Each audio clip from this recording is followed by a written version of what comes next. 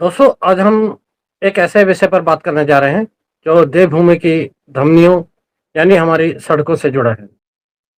सरकार उत्तराखंड सड़क सुरक्षा योजना और नेशनल हाईवे के दूरी नियमों को सख्ती से लागू करने की बात कर रही है। विकास के लिए सुरक्षा जरूरी है, लेकिन क्या ये नियम पहाड़ की विषम परिस्थितियों में जनता के लिए दबाव बना रहे हैं? क्या सड़क किनारे बसे हमारे छोटे व्यापारियों और गांव का अस्तित्व खतरे में है? नमस्कार, मैं हूं ओम प्रकाश और आप देख रहे हैं उत्तराखंड संवाद 1966। इन्हीं गंभीर सवालों पर चर्चा के लिए आज हमारे साथ मौजूद हैं उत्तराखंड के भौगोलिक और प्रशासनिक बारीकियों को समझने वाले विशेषज्ञ, जल शक्ति मंत्रालय के रिटायर्ड पूर्व अधिकारी श्री कुंवर सिंह रावत जी।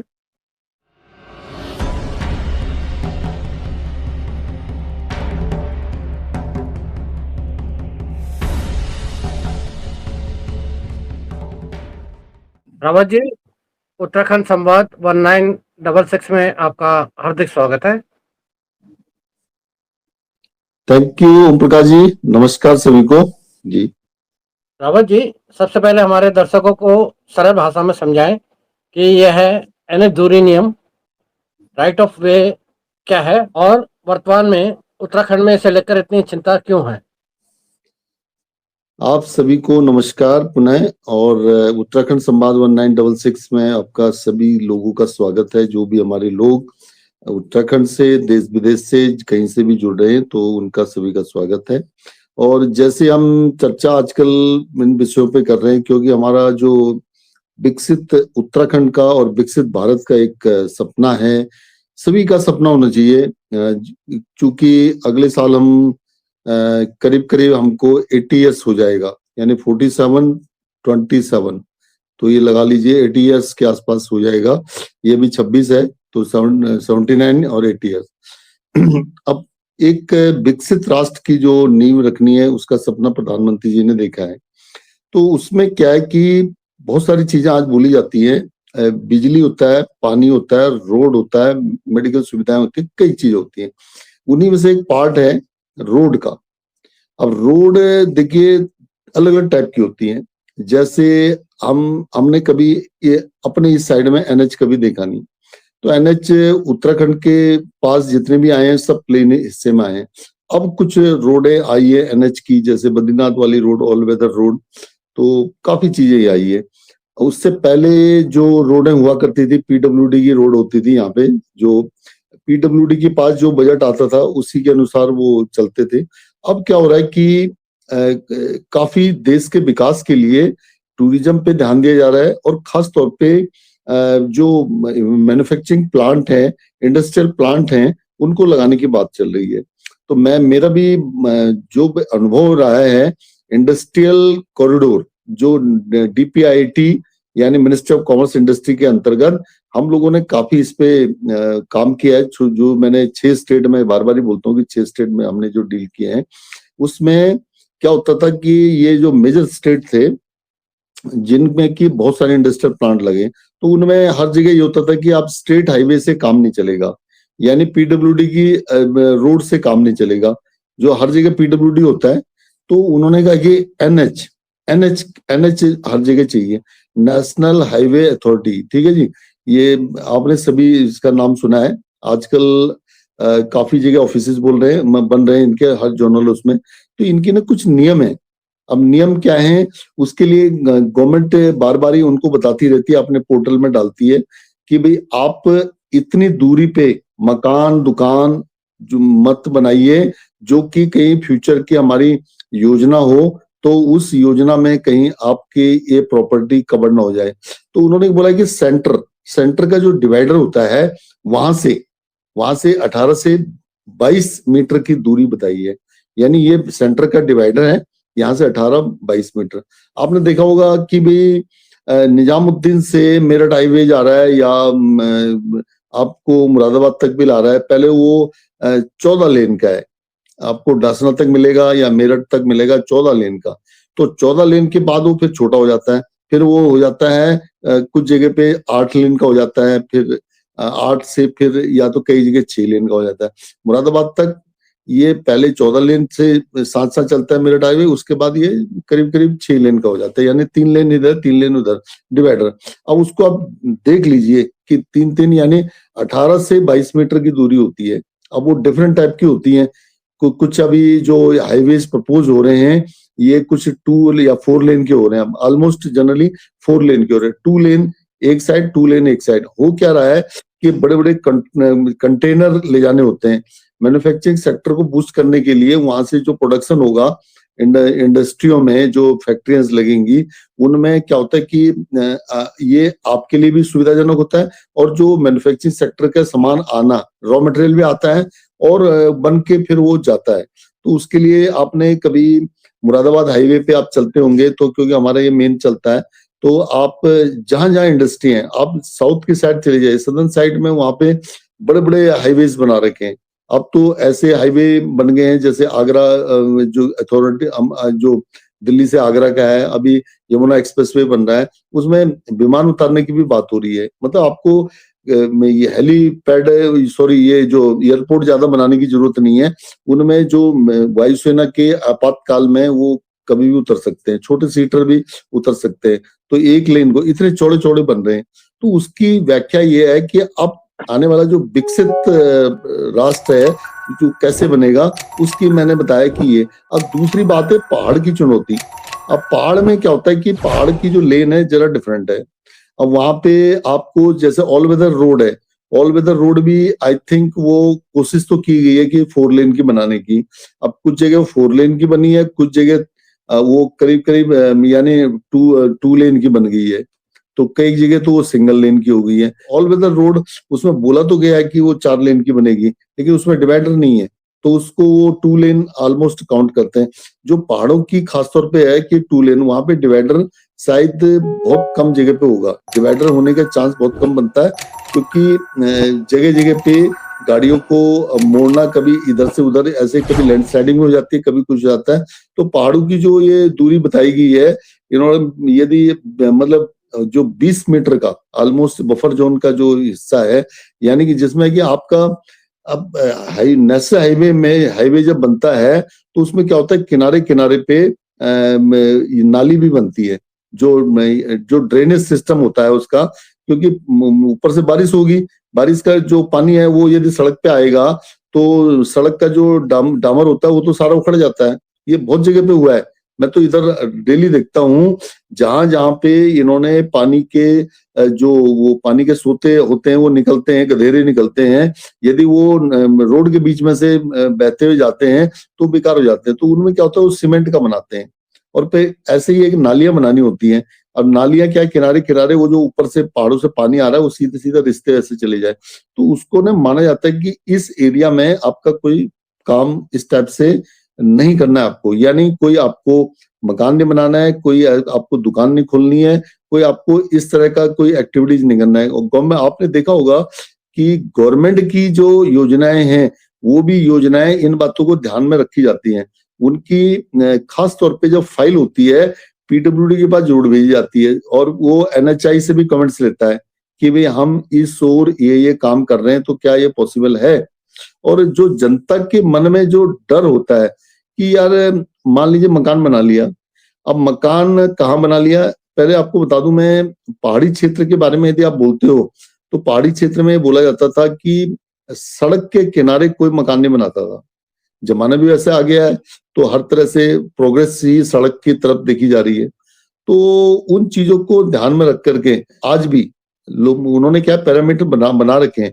आप कभी भी आप मकान लेते हैं, कहीं भी प्रॉपर्टी खरीदते हैं, तो आप एनएचआई की या पीडब्ल्यूडी की साइट में चले जाइए, उनके ऑफिस से एक बार पूछ लीजिए कि भाई ये कहीं इस एरिया में से ये जो जहां पे हम मकान बना रहे हैं, तो वहां पे कहीं ऐसा तो नहीं हमारा ये प्रॉपर्टी इतने साल बाद इसमें आ जाए। यानी एक आपकी जो इतनी जिन आपने संपत्ति जोड़ी है उसका अचानक ढा देना एक बहुत बड़ी चीज हो जाती है।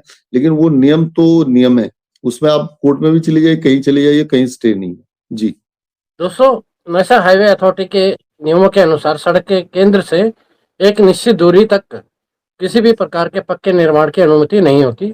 इसे कंट्रोल जोन कहा जाता है।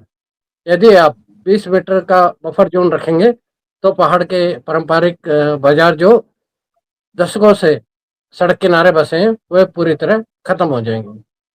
लोगों को डर है कि सड़क सुरक्षा के नाम पर उनकी पुश्तैनी घरों और दुकानों पर कहीं बुलडोजर तो नहीं चल जाएगा, जबकि उनके पास विस्थापन के लिए कोई दूसरी जगह नहीं है।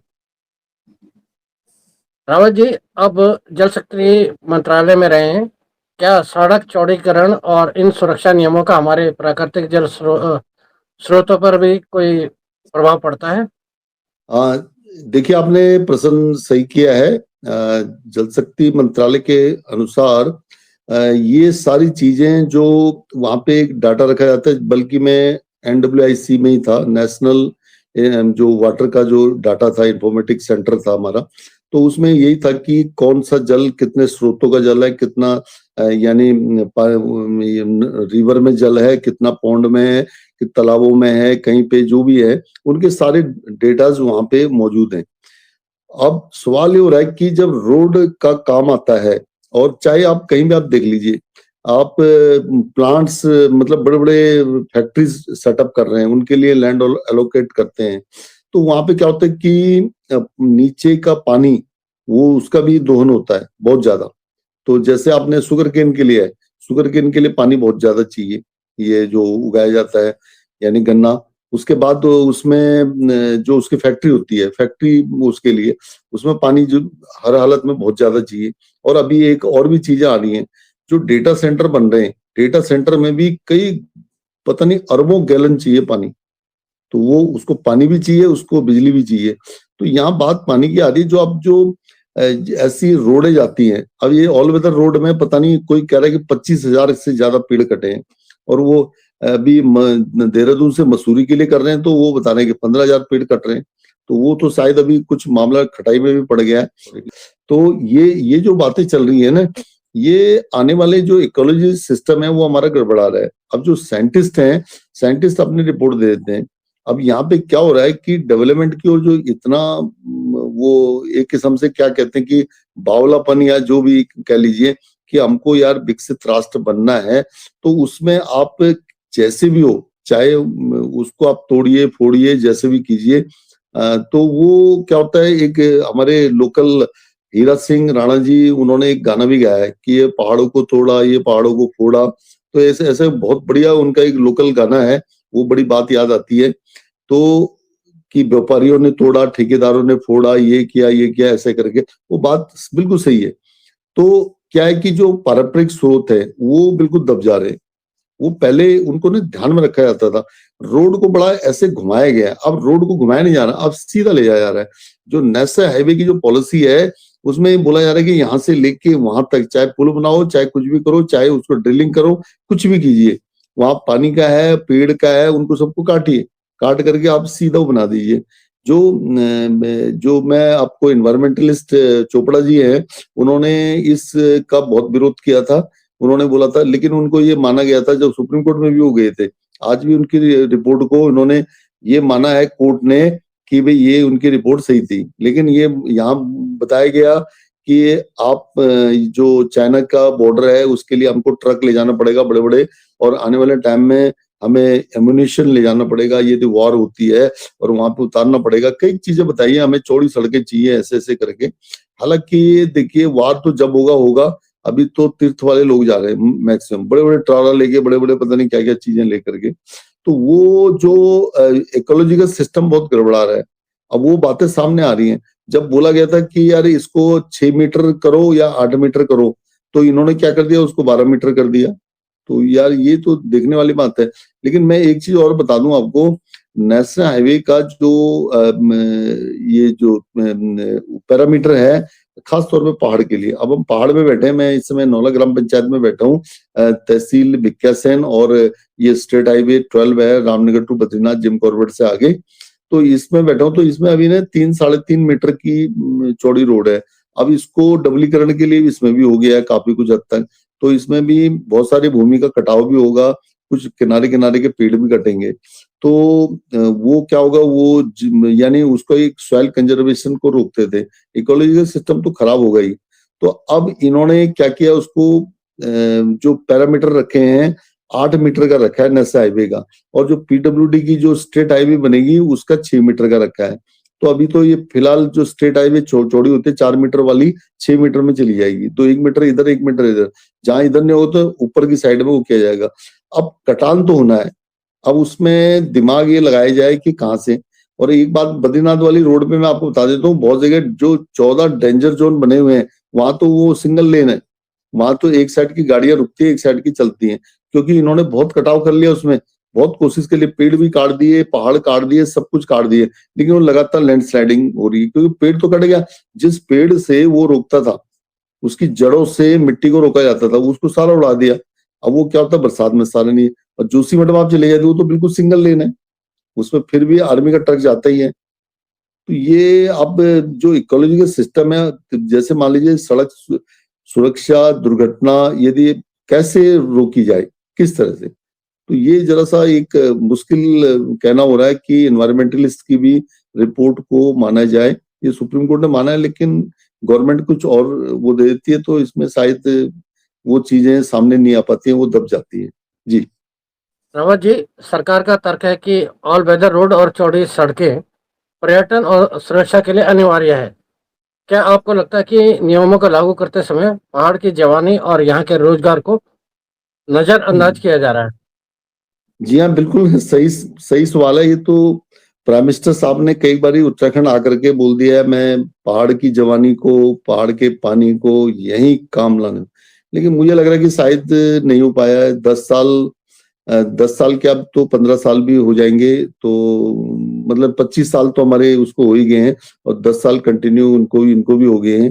तो इस बीच में जो चीजें कि प्लान पर क्या असर पड़ा है, मुझे ऐसा नहीं लग रहा कि एनएच निकलने से युवाओं को कुछ रोजगार मिला है। अब बात यह कि बेरोजगारी बढ़ी है या घटी है। उनके अनुसार एक आदमी ने अभी आज एक का वीडियो आया है कि केदारनाथ में एक खीरे की जो प्लेट है वो 100 रुपए की है केदारनाथ में। तो बताइए, जब हम भी गए थे तो उस समय उसने कुछ और फ्रूट आइटम दिया था, 2023 की बात है, तो नवंबर की बात थी। केदारनाथ की यात्रा पे हम भी गए थे, लास्ट से समापन हो रहा था, तो उसने हमें 100 रुपए की प्लेट दी थी और तकरीबन कुछ फ्रूट रखे थे, खीरा भी था उसमें। लेकिन आज क्या है कि वो सिर्फ खीरा की प्लेट दे रहा है 100 रुपए की। 23 से लेकर 3 साल हो गए। तो ये बताइए अब क्या है कि बिजनेस कौन कर रहा है, क्या कर रहा है उस यात्राओं में। अभी कुछ लोग पकड़ में आए घोड़े खच्चर वाले या कई चीजें ऐसे करके, उसमें जो हमारे रूरल एरिया के हैं, हम उत्तराखंड पे आ जाए तो उत्तराखंड को तो मुझे नहीं लग रहा कि कोई इसमें फायदा हुआ है। तो ये कहते तो हैं कि धार्मिक पर्यटन से काफी कुछ मिला है, लेकिन लगता नहीं है कि ये कुछ मिला हो। तो एनएच जो एन एन एनएच की जो लागत आती है या वो यानी उसको बनाने में, या उससे उससे तो नहीं जोड़ा जा सकता किसी भी हालत में नहीं। लागत पता नहीं उसमें कोई कह रहा था कि 25,000 करोड़ रुपया शायद ऑल वेदर रोड पे खर्च हुआ है, तो उसकी क्या भरपाई कितने सालों में हो पाएगी। आप हर साल ये बता रहे हैं कि हम 50 लाख आदमी जा रहा है, तो वैसे तो उत्तराखंड में करीब करीब 6 करोड़ से 8 करोड़ का डाटा आ रहा है, बताइए। तो अब यह है कि सड़क के किनारे ये आइडेंटिफाई किया जाए कि लोकल ही लोग हैं। अब ऐसा तो नहीं है कि कोई बाहर से आकर के वहां पे ढाबे लगा के बैठा है, तो ऐसा भी कुछ चल रहा है। ऐसे भी बहुत सारी चीजें चल रही हैं कि भाई ये सब बाहर के लोगों को उन्होंने उन्होंने उन्होंने क्या किया, लीज पे ले लिए, वो ढाबे लीज पे ले लिए। वो कहते हैं यार तुम्हारे बस का नहीं है चलाने का। तो मैंने बल्कि कई बार ऐसे भी वाकया है जो जो मेन जगह है, मेन जगह यहाँ फोकस है। आप देख लीजिए सोनप्रयाग से लेके गौरीकुंड, गौरीकुंड से लेके पूरे यात्रा सीजन। और आपको ये भी बता दूं, यदि आप ऋषिकेश से सोनप्रयाग के बीच में सारे लोकल लोग हैं, लेकिन उससे ऊपर वाले में लोकल लोग शायद मुझे लग रहा है 25% ही होंगे। यानी केदारनाथ की यात्रा का बता रहा हूं मैं आपको, ऋषिकेश हरिद्वार में आपको जो भी आदमी मिलेगा व्यापारी आदमी मिलेगा, बाहर का आदमी मिलेगा, वो हमारा पहाड़ का आदमी नहीं मिलेगा। उसके बाद आप चले जाइए ऋषिकेश से आगे जो एरियाज पड़ते हैं उनमें आपको लोकल लोग मिलेंगे, लेकिन उनकी कमाई उतनी नहीं है। वो आप जाएंगे केदारनाथ यात्रा की बात बता रहा हूँ मैं। फिर उनका पड़ाव होता है सोनप्रयाग, सोनप्रयाग से आगे गाड़ी नहीं जानती, वहां पे टोटली सब उन्होंने अपना वो कर रखा कब्जा। उसके बाद गौरीकुंड में चली जाइए, वहां पे माला बेचने से लेके वो सारे जो लोग वही हैं। उसके बाद आप इवन एक लाठी वाला, लाठी जो 20 पहले 10 रुपए की लाठी थी, इस साल 20 रुपए की हो गई हो, वो जो एक लाठी मिलती है, वो लाठी वाला भी मैंने देखा बरेली साइड का था, बरेली मुरादाबाद का ही, और कहीं और जगह का भी हो सकता है, इधर मेरठ का होगा या कहीं और जगह का होगा, राजस्थान का होगा, वो सब लोग। और घोड़े खच्चर वाले 90% वही है ऑलमोस्ट, जो जो सब बाहर से जम्मू कश्मीर के हैं या कुछ और स्टेटों के हैं वो। तो वो, और उसके बाद आप केदारनाथ की उस पे जाएंगे तो उस पे भी वही है। तो अब ये कितनी चीजें आपको लोकल लोगों को कितने फायदा हो रही है, कितने नहीं हो रही है। देखिए जो टेक्निकल खामियां हैं, टेक्निकल जो प्रॉब्लम आ रही हैं, जो बाहर के उसमें देखिए, बाहर वालों से हम यदि कितना कंपेयर करें, वहां टनल टेक्नोलॉजी है, जो सबसे बढ़िया टीबीएम मशीन है वो जर्मनी की होती है, बढ़िया सिविल इंजीनियरिंग का कमाल है उनका। वो क्या करते हैं टनल के थ्रू। अब वहां की जो पहाड़ियां हैं, आल्पस है, एंडीज है, ये जो यूरोप की पहाड़ियां, ये काफी जो है ना मजबूत है। हिमालय के बारे में ये बोला गया है, तो हिमालय के ऊपर तो रिसर्च इतना बढ़िया होता नहीं है, तो ये सारी मशीनें भी वहां की बनी है, तो ठीक है। वो जो आप यदि विदेशों की बात हम आपको बताते हैं कि विदेशों में क्या है, टनल जो टीबीएम मशीन है, टनल बोरिंग मशीन जो है, उससे काम लिया जाता है। तो ये क्या होता है कि उसको रोड जब चौड़ी करते हैं या टनल का ज्यादा यूज करते हैं। अब यहाँ पे वो कितनी कारगर साबित होगी, कितनी नहीं होगी। और दूसरी बात ये होती है मुआवजा, जिनकी लैंड कट रही है उसको मुआवजा कितना दिया जाए। अब मान लीजिए रेट है 5 लाख का, 5 यानी सड़क के किनारे आपको 5 लाख रुपए जनरली, जो नेशनल हाईवे जिसको लेता है वो 5 लाख की कीमत समझ लीजिए। अब है क्या कि आपको मिलेगा 5 लाख, अब उसके किनारे एक दुकान की जो कीमत है, बनी बनाई दुकान है, वो 50 लाख की है, तो अब उसको बोल देंगे ढा दो भाई, आपको 5 लाख रुपए मिलेगा। प्रॉपर्टी का वैल्यू थोड़ा ना देंगे वो। तो उसकी मतलब ये कि मुआवजे की भी विसंगतियां हैं। अब मुआवजा, वो कहता है कि मुझे यार जो ओपन मार्केट का रेट है उस रेट को दिया जाए। गवर्नमेंट ने एक सर्कल रेट तैयार किया होता है कि भाई जो जहां जहां से नेशनल हाईवे जाएगा उसका हम इतना गुना देंगे। लेकिन अभी उत्तराखंड गवर्नमेंट ने शायद इसको ठीक किया है कुछ हद तक, जो उन्होंने कहा स्टेट हाईवे जहां जाएगा प्रोजेक्ट जनरली उसका 4 गुना हम देंगे। तो 4 गुना का मतलब है यदि 5 लाख का है तो 5 चौक 20 लाख रुपए, 20 लाख रुपए नाली के हिसाब या एकड़ का हिसाब, जो भी माना जाएगा, इस तरह से वो आगे होगा। तो उसमें जो सर्किल रेट और उसमें अंतर ना हो करके, क्योंकि अब ये पता चला कि सर्किल रेट कुछ और है और जो बाजार का रेट है कुछ और है। अब बाजार के रेट पे आजकल एक कंपैरिजन किया जाता है ना, तो उसमें जरा सा काफी अंतर होता है। तो उसको गवर्नमेंट ने ठीक करने के लिए कुछ ये नया मॉडल पेश किया है, लैंड एक्विजिशन बिल को अमेंड किया है, तो वो शायद कुछ हद तक विसंगतियों को दूर कर सकता है। जी रावत जी, क्या ब्लैक स्पॉट को ठीक करना ही सड़क सुरक्षा का एकमात्र समाधान है, या हमें नियमों में कुछ लचीलापन चाहिए? देखिए ऐसा है, अब अभी गडकरी जी ने इस चीज को बोला है कि जितने भी ये डार्क स्पॉट हैं, ब्लैक स्पॉट हैं, गड्ढे वड्ढे युक्त, ऐसी जो है ना बिल्कुल क्लियर होना चाहिए सारा। तो उनको भरने के लिए बल्कि कई बार वार्निंग भी दी है, एनएचआई की अथॉरिटी वालों ने उनको भी दिया है, और जो कॉन्ट्रैक्टर होता है उसको खास तौर पे बोला गया है।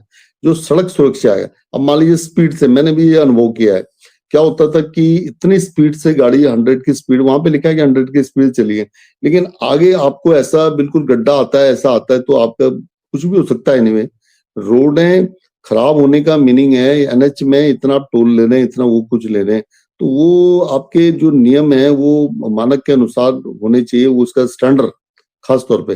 तो भाई आपको टायर का वो देखना पड़ता है, अलाइनमेंट का है, और भी मतलब को बहुत सारी चीजें, गाड़ियों का बहुत मतलब बैलेंस खराब हो जाता है, और दुर्घटनाएं इतनी ज्यादा हो जाती हैं कि कोई हिसाब से कई बार इस तरह, या तो वहां पहले से ही बोल दिया जाता है कि रोड आगे खराब है, आपकी स्पीड इतनी होनी चाहिए। पहाड़ी एरिया में ये बताया जाता है खासतौर पे। और जो किनारे किनारे बहुत सारी चीजें लगी होती है। अब तो ये जो एक्सप्रेसवे बन रहे हैं उसमें भी बहुत सारी चीजें, नई नई चीजें आ रही हैं कि किसी का एक्सीडेंट भी हो गया तो बाई चांस वो इमीडिएटली कैच कर लेता है, वहां से वो नंबर आ जाता है कई चीजें ऐसे जो फॉरेन की स्टाइल है, जो इस टाइप की। अब क्या है कि जो कैश बैरियर होता है, मतलब ये कि एक बैरियर होता है इधर किनारे किनारे जो स्टील के जैसे लगे होते हैं, तो उनको भी कई बार आपने देखा होगा गाड़ी की स्पीड इतनी तेज होती है और आगे से जो गाड़ी आगे से चल रही है उसकी स्पीड यदि कम हो जाती है, क्योंकि बीच में कभी वो आ जाती है, क्या कहते हैं, वो बोगी आ जाती है, वो वाली जो ले जाती है ये कि भैंसा बोगी या ट्रैक्टर की ट्रॉली या इस टाइप से, अचानक अचानक उसमें स्पीड, कभी ट्रॉले आ जाते हैं जबरदस्त आगे से, तो स्पीड कम, कई बार टकराते टकराते बचते हैं, कभी कई बार एक्सीडेंट भी हो जाते हैं एनएचआई के। तो ऐसे जो सिस्टम को और अच्छे तरीके से, हालांकि ऐसा नहीं है कि आप इम्प्रूव नहीं कर रहे हैं, गवर्नमेंट उस पर बहुत लगातार इम्प्रूव कर रही है। अभी ये देहरादून एक्सप्रेसवे बनाने की बात हुई है, इसमें बहुत सारी चीजों को इन्होंने बंद कर दिया है, जो मोटरसाइकिल बाइकर है उनको बंद कर दिया, 3 व्हीलर को बंद कर दिया, और जो ई रिक्शा वगैरह जितने भी चलते थे उनको सबको बंद कर दिया, बिल्कुल पूरा एक एलिवेटेड रोड टाइप का इस टाइप से बनाया है। जो और बाकी जो इस टाइप की जो और देखिए जो पानी की निकासी का, खास तौर पे जब बारिश भी आती है कुछ भी यानी में, तो उसका भी निकासी का जो ड्रेनेज सिस्टम होता है, ये जो काफी चीजें, और उत्तराखंड के जो खासतौर पे मैनुअल है उसमें जो मैनुअल ऑफ सिग्निफिकेशन है, तो यानी उसमें बदलाव की जरूरत है, और मैदानी हिस्से का और पहाड़ी हिस्से का उसमें बहुत सारी चीजें चेंज लाने की, मतलब गवर्नमेंट को सोचना चाहिए कि भाई हमें वो उस चीज को इम्प्लीमेंट पहाड़ों में नहीं करना है। तो पहाड़ों को करना है तो ऑल वेदर रोड की आप देखिए ना आज कितने बने हैं, तूता घाटी का वही हालत है, वहां रात दिन चलने में भी परेशानी होती है। रात को 1:30 बजे किसी के ऊपर वो पहाड़ गिर गया, वो पत्थर गिर गया था, उसकी तो ऑन द स्पॉट डेथ हो गया था। बताइए, रात भर भी चल रहे हैं। तो पहले क्या होता था कि रात को गाड़ियां नहीं चलती थी पहाड़ों पे, वो अभी भी कई जगह सिस्टम है, लेकिन कई मानते नहीं कि इमरजेंसी वे में, और रात को अभी ये यात्रा सीजन चल रहा है तो खोल देते हैं, चलो भाई चलते रहो। ठीक है, उनकी सुरक्षा का ध्यान कौन रखेगा बताइए। तो पहाड़ों पे तो इस टाइप की कोई चीजें होती नहीं है। तो मेरा कहने का मतलब है कि प्लेन का नॉर्म्स, और प्लेन में रात को चलता रहता है। आप दिल्ली मुरादाबाद, दिल्ली मेरठ और दिल्ली मतलब कहीं भी चले जाइए आप, और पानीपत सोनीपत इन साइडों में चली जाइए, इनमें क्या है कि रात को भी ये चीजें अवेलेबल होती हैं। पहाड़ों पे ये चीजें अवेलेबल नहीं है, कभी जंगली जानवर भी आ जाते हैं, कई चीजें हो जाती हैं, तो उन चीजों का ध्यान रखना पड़ेगा, वो नियमों को फॉलो करना पड़ेगा। जी रावत जी, उत्तराखंड संवाद 1966 के माध्यम से आप सरकार और नीति निर्माताओं को क्या सुझाव देना चाहेंगे ताकि सुरक्षा भी रहे और जनता का रोजगार भी न छिपे? देखिए, प्रश्न ये भी बहुत अच्छा है, सुझाव क्या दिया जा सकता करके। सबसे पहले खास तौर पे बता दूं, जो जहां से हाईवे जा रहा है, तो मैं आपको बता दूं, सेंटर बिटवीन एक जगह है जो अहमदनगर नासिक के एरिया, तो उसको मैं डील कर रहा था।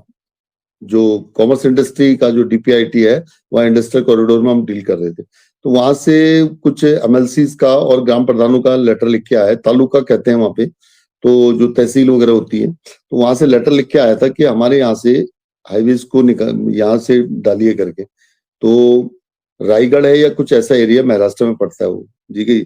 उन्होंने कहा हमारे इसका फायदा होगा, मैंने पहले भी आपको रिपीट किया है। तो वो बातें ने मुझे कई चीजें, जब मैंने उसको पुटअप किया था, ऊपर के ऑफिसरों ने उसको ओके किया, कि पहले कुछ ऑफिसरों ने बोला कि ये शायद हाईवे यहाँ से निकालना मतलब रिटर्न पैसा वापस नहीं होगा। तो जब वहां की पब्लिक तैयार है, वहां की पब्लिक की अवेयरनेस को देखिए आप, मुझे बहुत अच्छा लगा। तो बाद में फिर उनसे पूछा गया कि क्या अपने लैंड वगैरह दोगे? हाँ जी देंगे। तो उनको बताया गया।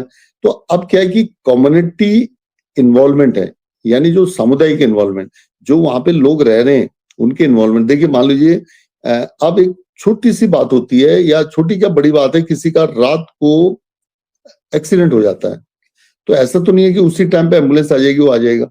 जो उसके आसपास के जो गांव हैं, तो उनको क्या होता है कि एक अलार्म की व्यवस्था होती है। नेशनल हाईवे में जगह जगह पे अलार्म वाली चीजें लगी। अब तो कुछ मोबाइल वगैरह भी हो गए हैं, जो नजदीक की पुलिस होती है, पुलिस की, और नजदीक के जो गांव वाले होते हैं, गांव वालों के पास भी वो अलार्म पहुंच जाता है। जो आपने देखा होगा, जहाँ पे ये रेलवे के एक्सीडेंट होते हैं, तो उन नजदीक के आसपास के लोग पहले आते हैं। और यहाँ पे भी ऐसे ही होगा। यहाँ पे नेशनल हाईवे अथॉरिटी में मतलब उनको ये बताना पड़ेगा, जो गांव से निकल रहे हैं उनको भी ऐसी ट्रेनिंग देनी है। इस तरह के कुछ हॉस्पिटल होने हैं तो कि जो सबसे पहले सहायता के लिए वो लोग आए, तो एक अवेयरनेस वाली बात है। तो उनकी एक सड़क सुरक्षा के बारे में एक कमेटी बनाई जाए। हमने जब हम अपने ऑफिस में पुरानी मिनिस्ट्री में थे तो वहां पे हमने सड़क सुरक्षा के ऊपर एक एक हफ्ता या 15 दिन का एक पूरा प्रोग्राम होता है, हर साल होता है वो।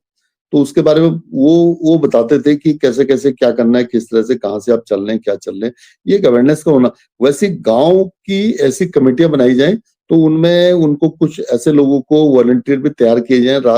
रात को भी कोई समस्या हो सकती है, आपको ये नहीं कि पुलिस आएगी पुलिस ही उठाएगी, तो वो गांव वाले बहुत ही एक कमेटी बना के, हाँ जी, इमीडिएटली जो भी गांव है उसको अलार्म बज गया, वो सीधा आए, अपने सबसे पहले वही आपको मिलेंगे। पहले नहीं कहते कि यार पहले तो आप हॉस्पिटल बाद में जाओगे जब आपका पड़ोसी पहले साथ देगा, ऐसे जनरली यही होता है ना। और दूसरी बात है स्मार्ट इंजीनियरिंग। स्मार्ट इंजीनियरिंग किस टाइप से, देखिए आज ही एक रिपोर्ट आई है, बहुत बढ़िया रिपोर्ट आई है, तो मैंने उसमें एक प्रोग्राम भी बनाया था, तो हालांकि छोटा बनाया था मैंने। उसमें ये बोला है कि आर्टिफिशियल इंटेलिजेंस से इंजीनियरिंग के आईटी सेक्टर को नुकसान होगा, बहुत सारे और सेक्टर को नुकसान होगा, लेकिन सिविल इंजीनियरिंग को नुकसान नहीं होगा। सिविल इंजीनियरिंग वाले को सिर्फ 20% का नुकसान होगा। उसमें क्या है, इक्विपमेंट नए नए आ जाएंगे।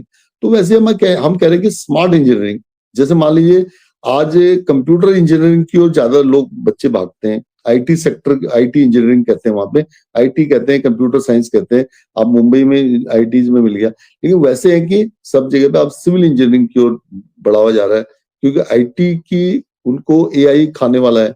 और यहाँ पे 20% का ही लॉस होगा बोल रहे हैं, 80% सिविल इंजीनियर को आराम से जॉब मिलेगा। तो इस तरह से अब जैसे सिविल इंजीनियरिंग में कई चीजें हैं कि सड़क की चौड़ाई जो रखनी है उसके आसपास, यानी कि उसकी जो सुरक्षा की दीवारें हैं, यानी कि किस टाइप से जो ये कहते हैं ना कि मजबूत होनी चाहिए, मजबूत। अब किस टाइप से, ऊपर से पहाड़ी एरिया का यदि जिक्र करें तो लैंडस्लाइडिंग का है, इस तरह से। अब यह आपने देखा होगा कि जो एलिवेटेड रोड बनाई जा रही है उसके एक खास तौर पे स्टील के बैरियर्स वगैरह लगाए जा रहे हैं, वही वो दीवार कहलाती है, कि ताकि इतनी स्पीड से जा रहे हैं तो कहीं ऐसा ना हो कि आप उससे बाहर चले जाएं। एक बार मुझे याद है यहाँ पे एक बहुत खतरनाक एक्सीडेंट हुआ था, ये कोई क्रिकेटर का, मेरठ एक्सप्रेसवे हाईवे पे। तो वो क्या था कि उससे बाहर नहीं गया, मतलब ये कि वहीं पे कोई पंथ क्रिकेट खिलाड़ी थे, तो उनके तो रात को जो जैसे भी आए वो आसपास के लोग ही आए, फटाफट उनको बचाव किया। वो बहुत टाइम तक फ्रैक्चर रहा था उनका, इस टाइप से। तो ये वही है दीवार, और यहाँ पे भी वो दीवार वाली बात होती है। तो यदि उदाहरण देना चाहें तो बहुत सारी चीजें, तो ये जो क्या होता है कि यानी जो बस्तियां आ रही हैं, बस्तियों के किनारे किनारे आपने देखा होगा जब बुलेट ट्रेन चलेगी करेंगे उसके दोनों साइडों में इस टाइप की दीवार बनेगी। यहाँ पे भी एलिवेटेड हाईवे के जो है ना किनारे किनारे, मतलब इस टाइप की दीवारें बनाई जाए जो कि वो इधर उधर दाएं बाएं इस टाइप से ना जाए कोई और आदमी, इस तरह से। उसके नीचे से एलिवेटेड रोड का एक सुपर एक्सप्रेस वे बनाने की जो बातें चली, अभी देहरादून वाला जो इन्होंने बनाया है, ये इसमें वन्य जीवों का भी ध्यान रखा है। बिल्कुल ऊपर ही ऊपर पुल के साथ पुल जुड़े हुए। तो वैसे ही जैसे भी हम लोग का यहाँ पे कहते हैं कि अब रामनगर से मोहाड़ तक जिम कॉर्बेट के पार्ट में वहां पे सिर्फ एलिवेटेड रोड बनेगी, अब कब बनेगी किस तरह से। और बाकी है जो हमारा जो अतिक्रमण बनाना यानी जरूरत है, जो सरकार ने अवैध अतिक्रमण जो हटाया है, अब मान लीजिए अब अतिक्रमण तो हटाना पड़ेगा क्योंकि उन्होंने पहले से उसका कंपेंसेशन भी दिया होता है, मुआवजा, लेकिन फिर भी लोग मानते नहीं है। कि अब दूसरी बात है कि अब उसमें जो ये स्पष्ट करना पड़ेगा कि भाई अतिक्रमण से तो आपने लोगों को हटा दिया, अब उनके रोजगार भी छीन लिए, तो उनको अगला रोजगार किस टाइप से दिया जाए कि 2043 में हम एक विकसित उत्तराखंड बन सके।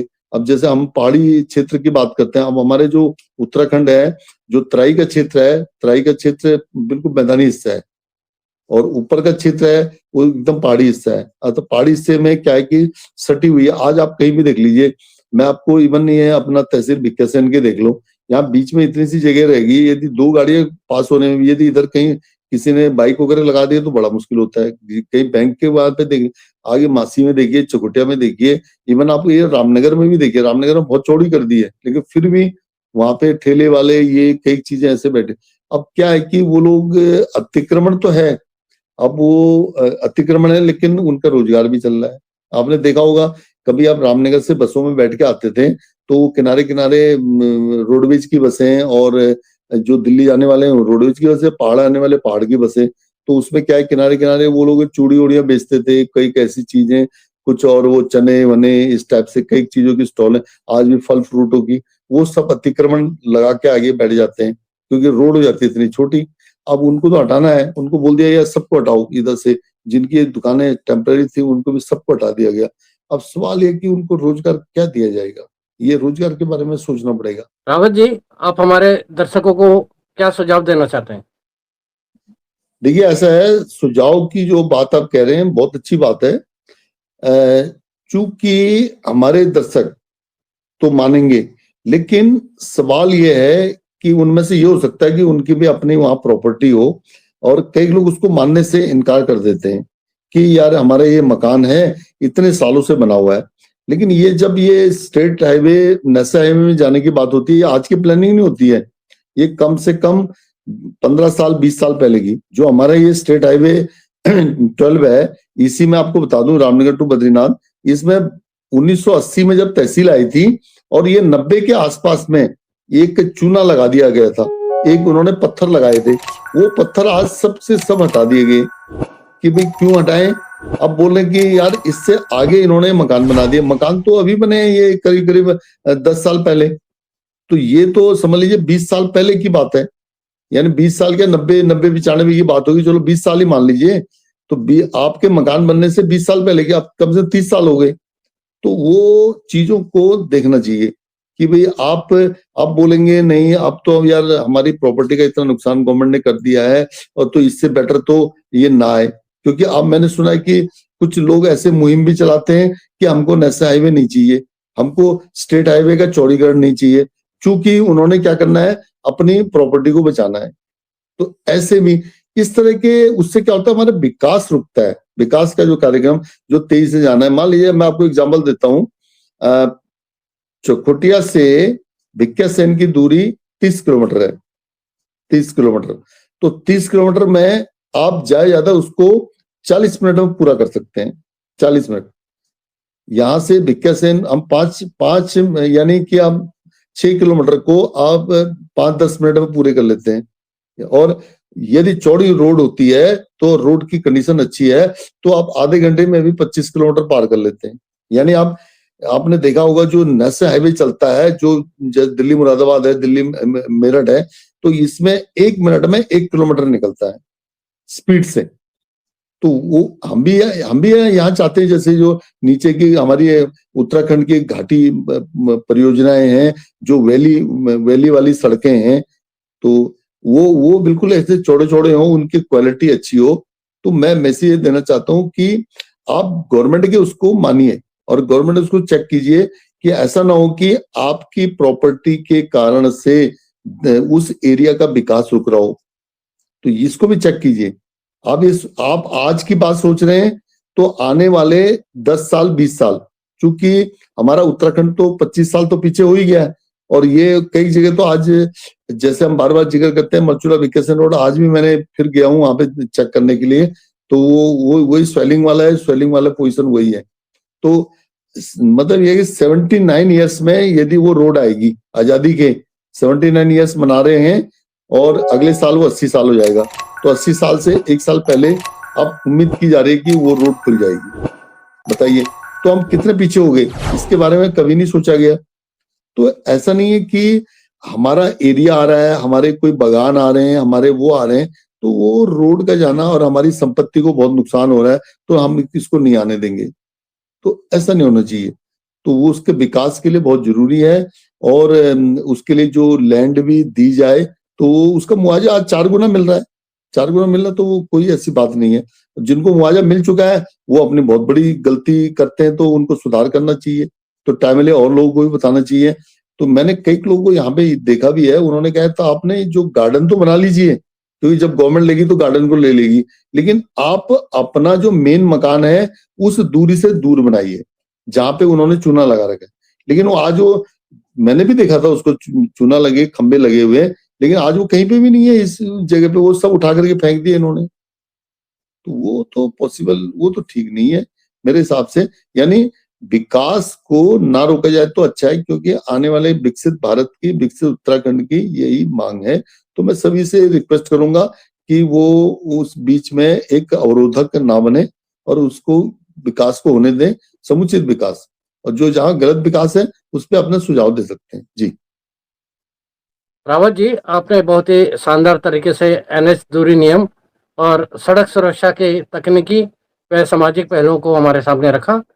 उम्मीद है शासन प्रशासन तक यह आवाज पहुंचेगी। दोस्तों, आज की इस डिबेट का सार यही है कि विकास की गति हमारे अस्तित्व की कीमत पर नहीं होनी चाहिए। अगर पहाड़ सुरक्षित रहेगा तभी पहाड़ का निवासी भी सुरक्षित रहेगा। उत्तराखंड संवाद 1966 पर हम ऐसे ही मुद्दों को उठाते रहेंगे। आपकी इस योजना और नियम पर क्या राय है, कमेंट बॉक्स में जरूर बताएं। इस वीडियो को ज़्यादा से ज़्यादा शेयर करें ताकि एक सार्थक बहस शुरू हो सके। धन्यवाद। मिलते हैं फिर अगले वीडियो में। तब तक के लिए जय हिंद, जय भारत, जय उत्तराखंड।